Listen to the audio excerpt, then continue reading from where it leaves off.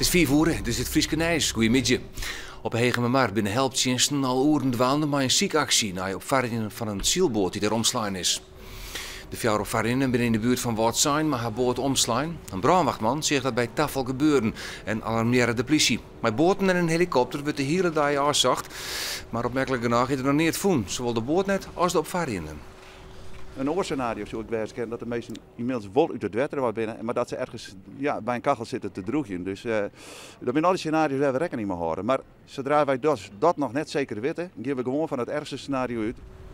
En zolang onduidelijk bloot wetopvaringen binnen, zal er teruggezocht worden.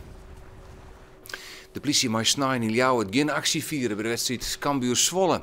Dat heeft de rechter juist de jong bepaald. De kans op supportersgeweld is nevens de rechter te groot en dus moet de politie gewoon aan het werk. Na voorlopig oordeel heeft de politieregio Friesland voldoende aannemelijk gemaakt dat het onbegeleid uitvoeren van de voetbalwedstrijd Sportclub Cambuur tegen FC Zwolle onaanvaardbare risico's voor de openbare orde en de veiligheid met zich brengt. Politievakboen ACP baalt ervan dat ze tot dreiging van voetbalgeweld haar de rug om te staken op Jan Matte. Er wordt nooit toch door nieuwe acties stak om weken wordt daar meer hoe bekend. De Iepenhuizenroute in Friesland heeft juist de helft minder meesgelutsen in vergelijking met vorig jaar. De komende in Friesland staan 1900 huizen pensioen worden. Daar kwamen met elkaar zo'n 2800 bezoekers op aan. Bij de laatste Iepenhuizenroute, oktober vorig jaar, waren dat er nog 2 keer zo volle. Zowel bij Goedkeerpen als bij Duurderhuizen voelt de belangstelling bot aan. Wat nevens de makelersvereniging NVM alles te krijgen heeft maar de economische crisis. Of de Iepenhuizenroute een vervolg krijgt, wordt in kwatten besprutsen. Een famke van 16 jaar uit Ljouwert is juster maar zwieren verwoenings naar het ziekenhuis van Greensbrocht nadat ze in een gat van 4 meter diep vallen wie. Het famke bezocht discotheek Katrebrain te komen, maar ze wat weigeren omdat ze nevens de portier onder invloed van drank en drugs wie. Ze roemt voort en voldoe in het metersdiepe gat, de netuitgang van de onderste verdieping van de disco. Ze rekken uit de tijd, bij de ambulance is ze naar het UMCG in Greensbrocht gebracht. Het famke heeft een hersenknierzing, brutsen ribben en wervels en een heupfractuur. Het Fries Dagblad waard het voor het leesbezwargen, toch Fries Dagblad bezwargers, mediagroep NDC, zullen tenight waan. Liek ze dat ik voor de Ljouwerte kranten doggen.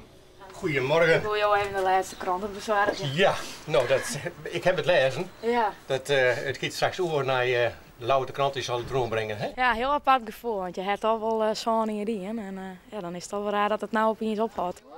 Op het depot op de Jouwer komen de 10 bezwargers voor de laatste keer om kranten. Er is argwage hoe onduidelijkens in de communicatie. De bezwargers hebben ontslag gekregen, maar ik als agentschaphouder net. Dus daar bel ik om van hoe zit dat dan? Van, hoor ik je dan toch kranten? Nee, hij wist van niks. Hij kon me helemaal niks duidelijk maken, hij kon niks vertellen hoe het ziet.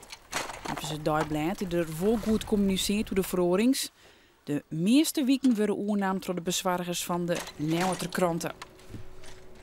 Het aantal hackers in Friesland neemt de laatste jaren toe.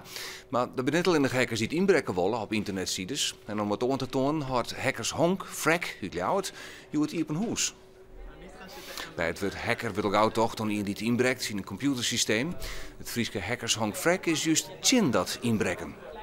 Wij zijn ethische hackers, dus wij zorgen alleen naar de positieve dingen die we er maar aan kennen. Zoals bijvoorbeeld, als wij een lek zorgen in een bepaalde website, dan lezen we dat uit aan de mensen van wie die website is en dan zorgen we dat het oplossen worden kan. Frek bestaat nog hartstikke hier. Zo'n ziekje begeleid hoe ze maar robots, maar computerbesturen kennen en hoe ze websites van bedrijven beschermen kennen tegen inbrekkers. Op dit tijd stelt de stichting Frek aan 20 deelnemers.